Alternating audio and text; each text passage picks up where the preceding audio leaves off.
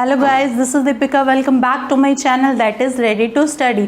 सो आज के इस सेशन में मैं आपसे डिस्कस करूंगी अबाउट ए एंड एन। मैं दोबारा से रिपीट कर रही हूँ, मैं आज आपसे क्या डिस्कस करने वाली हूँ, अबाउट ए एंड एन।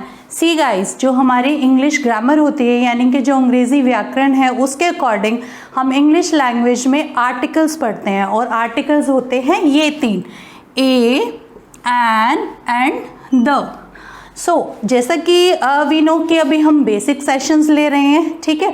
तो फॉर द टाइम बिंग अभी हम आर्टिकल क्या होता है और द क्या है वो पढ़ेंगे जब हम स्पेसिफिकली आर्टिकल पे सेशन लेंगे। फाइन, अभी के लिए हम सिर्फ पढ़ेंगे अबाउट ए एंड एन। तो चलिए स्टार्ट करते हैं।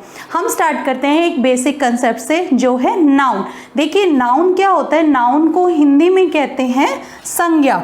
फाइन, आपने हिंदी व्याकरण में संज्ञा जरूर पढ़ी होगी, कोई बात नहीं, अगर नहीं याद है तो फटाफट से एक रिकैप ले लेते हैं कि संज्ञा क्या होती है। किसी व्यक्ति, वस्तु, स्थान, भाव इत्यादि के नाम को हम क्या कहते हैं, संज्ञा। ये सब आपको याद आ गया होगा, ठीक है। अगर हम संज्ञा के हिंदी में एग्जाम्पल लें तो यानी किसी का भी नाम, लाइक मैंने लिखा कोमल, कोई भी बॉय है अक्षय, स्थान यानी कि कुछ भी केरला, केरल, भाव यानी कि खुशी, वस्तु कुछ भी हो सकता है, मेज, कुर्सी, पंखा, कुछ भी हो सकता है, ठीक है। ये सब क्या है, संज्ञा। अगर मैं इंग्लिश में बात करूं तो संज्ञा को इंग्लिश में क्या कहते हैं, नाउन, ठीक है। नाउन क्या हुआ, नेम, प्लेस, कोई भी आइडिया या कोई भी थिंग, ठीक है। इसको इंग्लिश में संज्ञा को क्या कहते हैं, नाउन। आपको नाउन का थोड़ा सा बेसिक आइडिया क्लियर हो गया है। अब देखिए आपको अभी समझ आ जाएगा कि मैंने ये नाउन का थोड़ा सा बेसिक आइडिया क्यों दिया है। फाइन, अब चलिए चलते हैं हमारे मेन टॉपिक पे, ए और एन के बारे में। अगर हम इसका हिंदी में मीनिंग देखें तो दोनों का मतलब सेम होता है, इनका मतलब होता है एक। अब आपके दिमाग में ये प्रश्न जरूर आएगा कि अगर इन दोनों का ही मतलब एक है तो फिर हम इनको अलग अलग वर्ड्स हमने क्यों बनाए ये, ठीक है। अभी आगे आगे जैसे हम सेशन लेंगे तो आपको क्लियर हो जाएगा कि ये अलग अलग क्यों है, ठीक है। देखिए सबसे पहले ए और एन का यूज कहाँ होता है, ये यूज होता है फॉर सिंगुलर नाउन, ठीक है। इसलिए मैंने नाउन के बारे में बताया। ए और एन का यूज कहाँ होता है, फॉर प्रेजेंटिंग यानी कि सिंगुलर नाउन को दर्शाने के लिए, सिंगुलर नाउन यानी कि जब भी हम कहेंगे एक कुर्सी या एक मेज या फिर एक छाता, एक लड़का, तो हम क्या यूज करेंगे, ए या एन, ठीक है। अब देखते हैं कि ए कहाँ यूज होता है और एन कहाँ यूज होता है। चलिए अब हम आगे चलते हैं, ठीक है। अब छोटा सा एक और बात हमें दिमाग में रखनी है। देखिए हमने सेकंड सेशन में पढ़ा था ना, इंग्लिश लैंग्वेज में 26 अल्फ़ाबेट्स होते हैं, अल्फ़ाबेट्स होते हैं जिसमें से वॉवल्स कितने होते हैं, 5, ए, ई, आई, ओ, यू। जो बाकी बचे उनको बोलते हैं consonant. 26 - 5 = 21। 26 alphabets, 5 vowels and 21 consonant, ठीक है। अब एक और फैक्टर आपको याद रखना है। देखिए अगर मैं कहती हूँ कि वॉवल की वॉइस, ठीक है, वॉवल की साउंड, तो क्या होता है, जो हिंदी में हमने स्वर पढ़े हैं ना, स्वर ए, आ, ई, ये सब पढ़े हैं, तो वॉवल की जो साउंड है वो कौन सी होती है, ए, आ, ये वाली, ई, ऊ, ये सब क्या है, वॉवल की साउंड। और अगर मैं बोलूं कॉन्सोनेंट की साउंड, कॉन्सोनेंट की साउंड ये है जो क, ख, ग, घ, ये सब, ठीक है। फाइन, ये थोड़ा सा आप माइंड में रखिए, आगे देखते हैं हम। देखिए अब क्या है, जहां पर ये तो ऑब्वियस है कि हमारे नाउन से पहले लगेगा, ये ए या एन लगेगा, नाउन से कोई भी सिंगुलर नाउन है, ठीक है। देखिए जहां पर नाउन जो है अगर उसको बोलते वक्त स्टार्टिंग जो साउंड है वो वॉवल की आए, ठीक है, वॉवल की साउंड का मतलब ए आ ई ये वाली साउंड आई तो आपको यूज करना है एन। फाइन। और अगर आपको नाउन को प्रोनाउंस करते वक्त, बोलते वक्त अगर साउंड आपकी कॉन्सोनेंट्स की आए, यानी कि क ख ग घ ये सब आए, तो आपको क्या यूज करना है, ए। ठीक है, आपको एग्जाम्पल से और भी क्लियर हो जाएगा, लेकिन आप बस एक बार ये ध्यान रखिए मैंने क्या बोला है कि अगर जो साउंड है वो कॉन्सोनेंट की रहे तो आपको क्या यूज करना है, ए। और अगर जो साउंड है वो वॉवल की रहे तो आपको क्या यूज करना है, एन। ठीक है, अब हम कुछ एग्जाम्पल्स लेते हैं, आपको उससे बहुत ही अच्छे से क्लियर हो जाएगा, डोंट वरी। मैं इसको एक बार दोबारा लिख देती हूं। देखिए यहां पे मैंने लिखा, ये तो आपको पता ही चल ही गया कि सिंगुलर नाउन से पहले यूज होएगा ए या एन। ठीक है, अब ए कहाँ यूज होगा, जहां पे नाउन को बोलने से पहले जो स्टार्टिंग आवाज आ रही है, मतलब बोलते वक्त जो स्टार्टिंग आवाज हो वो कॉन्सोनेंट की हो, और अगर नाउन को बोलते वक्त जो स्टार्टिंग में आवाज है वो वॉवल की हो, और साउंड के बारे में मैंने आपको बता दिया है, तो क्या यूज होगा, एन।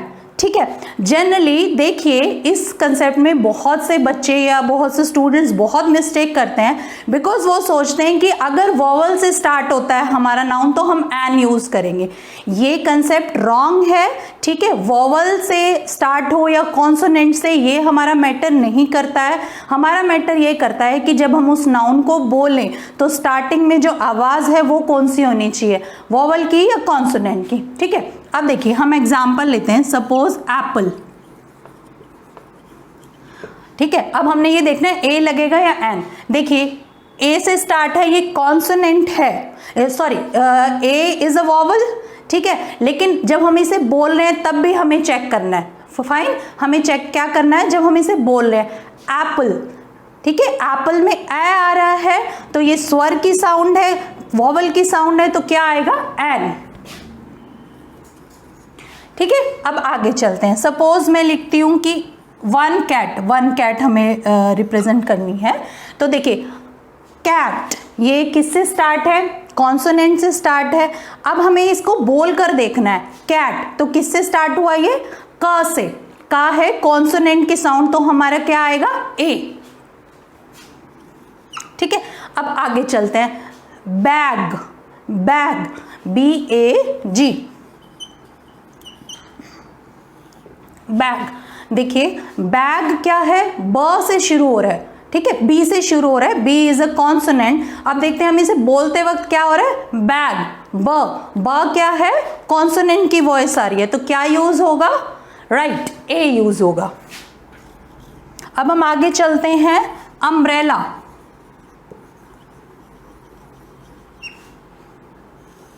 अम्ब्रेला सबको पता है, छाता।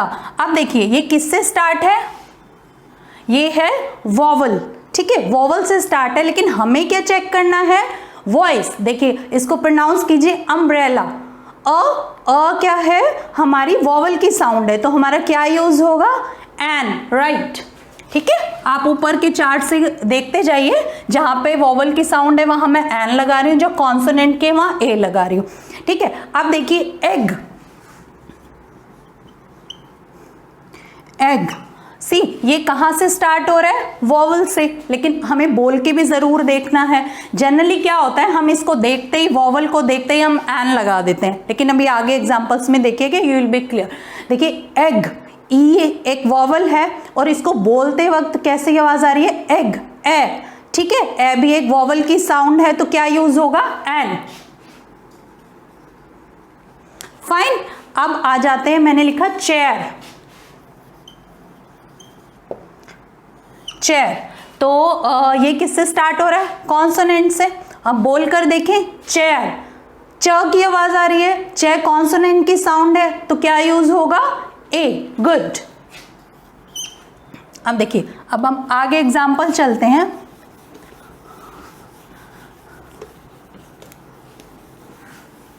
देखिए मैं लिखती हूँ university, university everybody knows, yes. जैसे हमारे हरियाणा में कौन सी पॉपुलर है, KU, MDU, ठीक है, यूनिवर्सिटी यानी विश्वविद्यालय। अब देखिए ये स्टार्ट किससे हो रहा है, वॉवल से। अब कई बच्चों के दिमाग में क्या होता है कि वॉवल से स्टार्ट होते हैं हम एन लगा दें, ठीक है। वो अगर इसको लिखते हैं हम एन यूनिवर्सिटी तो ये हमारा क्या हो जाएगा, गलत, ठीक है। क्योंकि जब मैं इसको बोल रही हूं, देखिए स्टार्ट तो ये वॉवल से हुआ है, मैंने इसको क्या बोला, यूनिवर्सिटी, तो ये किससे स्टार्ट हुआ, य से। य क्या है, एक कॉन्सोनेंट की साउंड है, और कॉन्सोनेंट की साउंड पे क्या आता है, यस राइट, ए। तो अगर हम इसको लिखेंगे ए यूनिवर्सिटी तब ये जाके हमारा करेक्ट होगा। अब क्लियर हुआ बात, ठीक है। एक दो एग्जांपल और ले लेते हैं। देखिए आपने ऑनेस्ट का मतलब समझते हैं, ऑनेस्ट का मतलब होता है ईमानदार, ठीक है। अगर मुझे ये बताना है कि वह एक ईमानदार लड़का है, ठीक है, तो मैंने लिखा ऑनेस्ट। अब इसके आगे बताइए कि ए लगेगा या एन लगेगा। देखिए अगर आप ये कंसेप्ट यूज कर, जो एक गलत कंसेप्ट है कि ये वॉवल से स्टार्ट नहीं है, तो लग जाएगा हमारा ए। नो, ये रॉन्ग है, ठीक है। ये वॉवल से स्टार्ट नहीं है, लेकिन अगर जब आप इसको बोलेंगे तो क्या आएगा, ऑनेस्ट, ऑनेस्ट। इसको होनेस्ट नहीं प्रोनाउंस होता, इसलिए आपको जो स्पोकन इंग्लिश है यानी कि हर वर्ड की प्रोनाउंसिएशन भी अच्छे से आनी चाहिए। फाइन, तो इसको क्या बोला जाता है, ऑनेस्ट। ऑनेस्ट में किस चीज की आवाज आई, ओ। स्टार्टिंग क्या आवाज आ रही है, ओ। ओ क्या है, एक स्वर की आवाज है, तो इसके साथ क्या लगेगा, गुड, एन। जब हम इस पे एन लगाएंगे तो हमारे पास आएगा he is an honest boy. अब समझ में आया जो ये मैं ऊपर कंसेप्ट बता रही थी, ठीक है। अब आगे चलते हैं। सपोज करो मैंने लिखा फैन, ठीक है। फैन क्या है, एफ यानी कि कॉन्सोनेंट, और जब हम इसे प्रोनाउंस करें तो भी क्या आ रहा है, फ क्या है, कॉन्सोनेंट की वॉइस है, तो हमारा क्या लगेगा, गुड, कॉन्सोनेंट वॉइस पे ए लगेगा, ठीक है। अब एक और एग्जांपल ले लेते हैं। यूनिफॉर्म समझते हैं आप, यूनिफॉर्म, हाँ, जैसे स्कूल यूनिफॉर्म होती है ना, यूनिफॉर्म, जिसको हिंदी में एग्जैक्ट हिंदी देखें तो पोशाक, यूनिफॉर्म। फाइन, अब देखिए ये स्टार्ट किससे हो रहा है, वॉवल से। आई होप अब आप कंफ्यूज नहीं है, लेकिन जब हम इसे बोल रहे हैं तो क्या आ रहा है, यूनिफॉर्म। यूनिफॉर्म यानी य से स्टार्ट हो रहा है, जो कि कॉन्सोनेंट की वॉइस है, तो हम क्या यूज करेंगे, राइट, ए यूज करेंगे। फाइन, अब एक लास्ट एग्जांपल देखते हैं, MLA। देखिए आप कहते हैं ना कि इस जोन से ये MLA चुना गया है, ऐसी कुछ बात होती है ना इलेक्शन के टाइम में, MLA। फाइन, देखिए मैंने ये बताना है कि suppose my uncle is a या एन, आपने डिसाइड करना है MLA, ठीक है। देखिए ये स्टार्ट किससे है, कॉन्सोनेंट से, लेकिन जब हम इसे बोल रहे हैं तो क्या आ रहा है, MLA। ए किसकी वॉइस है, वॉवल की वॉइस है, एक स्वर की वॉइस है, तो हमारा क्या आएगा, राइट, एन। आई होप मैंने आपका सबका डाउट क्लियर कर दिया है, ठीक है। मैं फटाफट से एक कंक्लूजन दे देती हूँ कि ए और एन का यूज कैसे डिसाइड होता है। सी, ए और एन यूज होते हैं सिंगुलर नाउन के साथ। अगर नाउन को प्रोनाउंस करते वक्त स्टार्ट में जो वॉइस आती है वो वॉवल की होती है तो हम यूज करते हैं एन, और अगर कॉन्सोनेंट की होती है तो हम यूज करते हैं ए, ठीक है। प्लीज गाइज इस कंसेप्ट को ध्यान से अपने दिमाग में फिट कीजिएगा, ठीक है। ये आपको एग्जाम्स में बहुत हेल्पफुल रहेगा। जनरली जो स्टूडेंट्स होते हैं वो ये गलती ज़रूर करते हैं, ठीक है। आई होप मैंने बहुत अच्छी एग्जाम्पल से आपको क्लियर कर दिया है। Thanks for watching, keep learning, all the best.